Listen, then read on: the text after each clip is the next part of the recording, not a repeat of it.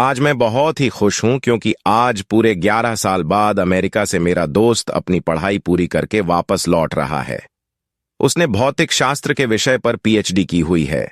उसका मानना यह है कि दुनिया में जो भी कुछ हो रहा है उसमें कहीं ना कहीं फिजिक्स छुपा हुआ होता है। खैर, जो भी हो, पर इस कहानी में ऐसा तो क्या हुआ कि उसकी फिजिक्स भी काम नहीं आई। चलिए आज हम पूरी कहानी बताते हैं। जब वो अमेरिका से वापस आया तो सीधा मुझसे मिलने के लिए मेरे घर पे आ गया और आकर ही मुझसे गले मिल गया। मैं भी उसे देखकर बहुत खुश हो गया। मैंने बोला, अरे शिवम, अमेरिका से कब लौटा? मुझे बताया भी नहीं। आज ही लौटा हूं। तुम्हें सरप्राइज देना चाहता था, इसीलिए मैंने तुम्हें नहीं बताया। और बता, क्या हाल चाल है? घर में सब कैसे हैं? मैंने कहा, सब बढ़िया है और घर में भी सब अच्छे हैं। तू बता, तू कैसा है? तुम्हारी पढ़ाई पूरी गई क्या? हाँ, मेरी पढ़ाई तो कंप्लीट हो गई और अब मैं हमेशा के लिए इंडिया वापस आ गया हूं। अब हम दोनों मिलके खूब मस्ती करेंगे। मैंने कहा, ठीक है, पर आज तुम्हें मेरे घर पे खाना खाने के लिए आना पड़ेगा। वो बोला, जरूर आऊंगा। और है, उसके बाद हम कहीं घूमने के लिए जाएंगे, कुछ तूफानी करेंगे। ठीक है ना? मैंने बोला, ठीक है। उसके बाद हम दोनों ने रात को खाना खाने के बाद हमारे गांव के पुराने मंदिर में घूमने के लिए गए। मैंने बोला, शिवम, क्या तुम्हें पता है ये मंदिर बहुत ही ज्यादा प्रचलित है? उसने हैरान होकर बोला, ओह, तो ये है तुम्हारा तूफानी अंदाज। क्या यार, तुझे कोई अच्छी जगह नहीं मिली कि तू मुझे यहां ले आया? मंदिर! मैंने बोला, तुम चलो तो सही, बहुत मजा आएगा। लोगों का मानना यह है कि यह भूत प्रेत जैसी आत्माएं रहती है। शिवम, क्या सच में यहां पे भूत है? क्या तुम भी मजाक कर रहा हो? मैं नहीं मानता।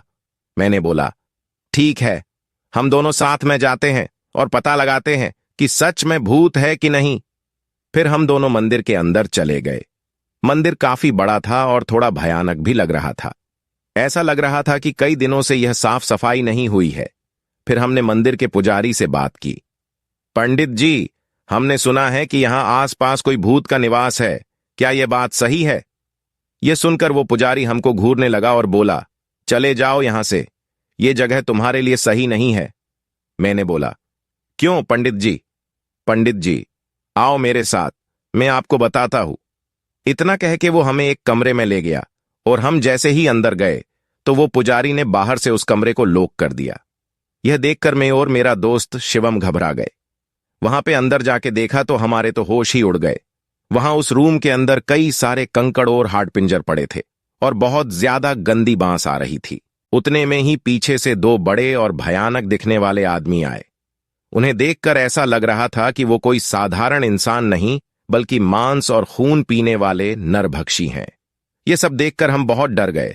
हमने तो मान ही लिया था कि अब हम जिंदा नहीं बचेंगे। फिर उन दोनों ने हमें कस के पकड़ा और हमें एक कोने में गए। फिर हम दोनों बहुत चिल्लाए, बचाओ बचाओ, लेकिन कोई बचाने के लिए नहीं आया। इतने में ही पंडित जी एक बड़ी चमत्कारिक तलवार लेकर हमारे रूम में आए। फिर उन तीनों ने रूम में आग लगा के मंत्रोच्चार करना शुरू कर दिया। हमने यह सब देखकर डर के मारे और ज्यादा जोर जोर से चिल्लाने लगे। ठीक उसी समय किसी ने बाहर से हमारे रूम का दरवाजा खटखटाया। दरवाजे की खड़खड़ाहट सुनकर उन तीनों ने रूम की आग बुझा दी और दूसरे कमरे में चले गए। हमने तुरंत ही उठकर उस रूम का दरवाजा खोल दिया। दरवाजे के सामने उस मंदिर के ट्रस्टी और आसपास के रहने वाले लोग खड़े थे। हम कुछ बोले उससे पहले उन लोगों ने हमें धमकाना शुरू कर दिया। तुम दोनों कौन हो? यहां मंदिर में चोरी करने के लिए आए हो? सच बताओ, वरना हम पुलिस को बुलाएंगे। हमने सब सच बता दिया, लेकिन उन लोगों को हमारी बातों पे भरोसा नहीं हो रहा था, बल्कि उल्टा हमें डांटने लगे।